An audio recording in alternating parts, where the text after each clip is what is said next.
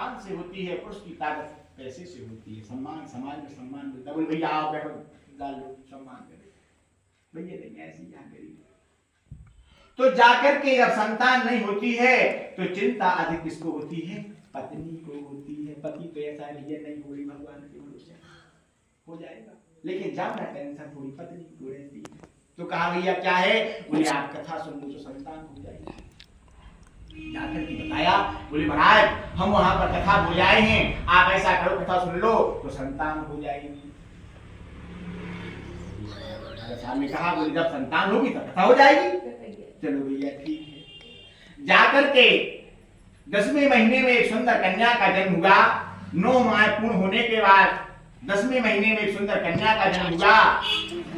नहीं वो कथा बोला जो आपने कथा बोली थी, बोले अभी नहीं, बोले काय लड़की हुई, अगर लड़का होता तो नहीं दिखा रहा बरसेंदी रात हो। और जहां से 6 और 7 है भाई, तो बोले भैया कितनी उजियारी रात हो गई, जाके कभी पूर्ण आ गई पता ही नहीं चलूंगा। इसी प्रकार से लड़की जहां से 12 और 13 साल की आयु को पार करती है तो भैया लगता है पिता को चिंता होने लगती है, भैया लड़की से शादी करना है।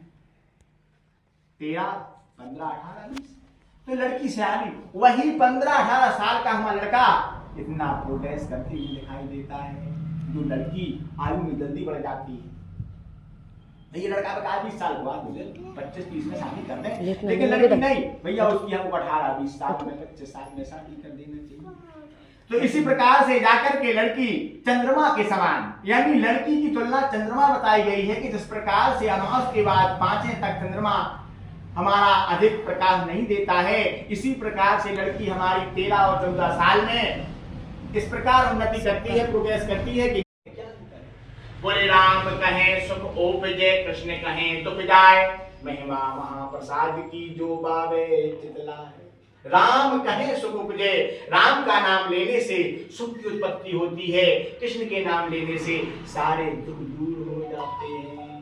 ये हमारे राम और कृष्ण में अंतर है भगवान में। तो जाकर के धन को हरि ओम जय नमो नमः। हल्दी अक्षतम समर्पयामि।